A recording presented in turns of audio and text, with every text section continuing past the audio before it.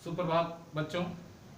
आज हम लोग पाठ 6 की जो सुंदर कविता है जिसका शीर्षक है फूल और कांटा, इसका हम लोग आज अध्ययन करेंगे।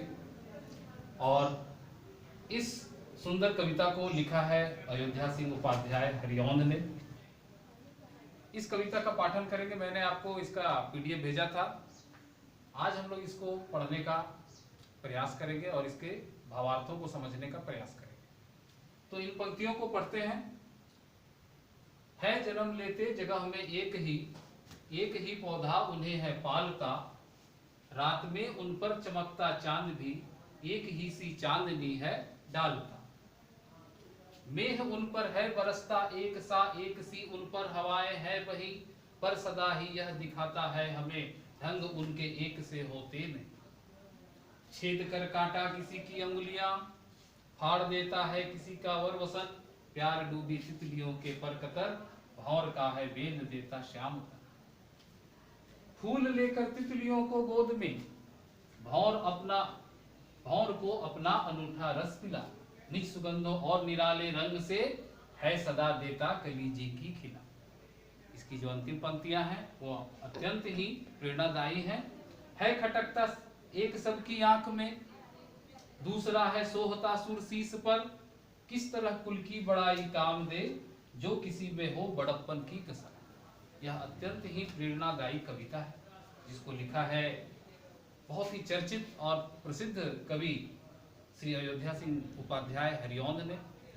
और इस कविता के जो भावार्थ हैं वो बहुत ही स्पष्ट है। जिस प्रकार फूल और कांटे एक ही पौधे में जन्म लेते हैं, एक ही तरह के वातावरण में पलते हैं, बढ़ते हैं, परंतु उनके स्वभाव में जमीन आसमान का अंतर होता है। आप देखेंगे कि मेह उन पर है बरसता एक साथ, बारिश की बूंदें दोनों पर एक समान बरसती हैं। एक सी उन पर हवाएं हैं वही, पर सदा ही यह दिखाता है हमें ढंग उनके एक से होते नहीं। छेद कर काटा किसी की उंगलियां, कांटे का स्वभाव है काटना, छेद करना, यह उसका नैसर्गिक स्वभाव है। फाड़ देता है किसी का वरवसन, फाड़ देता है किसी का वरवसन मतलब उसके वस्त्र, वसन का अर्थ होता है वस्त्र, वर मतलब श्रेष्ठ, उसके श्रेष्ठ हमारे जो अच्छे कपड़े उसको भी फाड़ देता है। जब भी आप कांटों को स्पर्श करेंगे तो वो आपकी उंगलियों में चुभ जाता है। प्यार डूबी तितलियों के पर कतर, यहाँ तक कि प्यार में डूबे हुए तितलियों के पर को वो पंखों को काट देता है।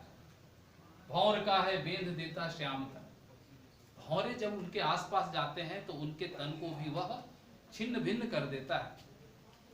अब अगली पंक्तियों में जब हम आते हैं तो फूल लेकर तितलियों को गोद में, यह फूल की विशेषता। अभी तक जो हमने देखा वो कांटे की जो स्वाभाविक प्रतिक्रिया थी, जबकि दोनों एक ही जगह पैदा हुए, एक ही पौधे में, एक सी वातावरण उन्हें मिला, परंतु उनके स्वभाव में काफी अंतर है। फूल क्या करता है? फूल लेकर तितलियों को गोद में, भौर को अपना अनूठा रस पिला। उसके जस्ट विपरीत तितलियों का स्वभाव होता है। वह भौरों को गोद में लेकर उसे अपना मीठा रस पान कराता है। निज सुगंधों और निराले रंग से है सदा देता कलीजी की खिला। हम सभी जानते हैं कि फूलों के जो आकर्षित करने वाले जो रंग हैं और उनकी सुगंध है, उनसे मन प्रसन्न हो जाता है। अयोध्या सिंह उपाध्याय अंतिम पंक्तियों में इस पूरी कविता का सारांश ही लिख देते हैं। अंतिम जो 4 पंक्तियां हैं, अगर आप उनको ध्यान से पढ़ेंगे और उनके भावार्थ को समझने का प्रयास करेंगे तो इस पूरी कविता की जो मुख्य विषय है वह आपके सामने नजर आ जाएगा। है खटकता एक सबकी आंख में, दूसरा है सोहता सुरशीस पर। है खटकता एक, कांटे किसी को पसंद नहीं है, परंतु दूसरा जो यानी कि फूल जिसकी चर्चा, फूल और कांटा। फूल सुरशीस पर, सुर का अर्थ होता है देवता, देवताओं के सिर पर शोभता है। किस तरह कुल की बड़ाई काम दे जो किसी में हो बड़प्पन की कसर। इसका जो मुख्य सारांश यही है कि चाहे व्यक्ति कितने भी ऊंचे कुल में पैदा हुआ, कितने भी अच्छे खानदान में पैदा हुआ, परंतु उसके कृत्य, उसके कर्म ही उसे आगे बढ़ाते हैं। यदि उसमें सच्चारिता नहीं है, यदि उसमें सद्गुण नहीं है, तो फिर ऊंचे कुल में होने का भी कोई लाभ नहीं है। व्यक्ति अपने सद्गुणों से, अपने सत्कर्मों से पहचाना जाता है, न कि अपने कुल से। तो यह कविता बहुत ही सुंदर है और उम्मीद है कि आप लोगों को यह पसंद आई होगी। आप इसे पढ़ें, 2 बार 3 बार पढ़ें और पढ़ने का अंदाज से पढ़ें, कहानियों के जैसा नहीं पढ़ें।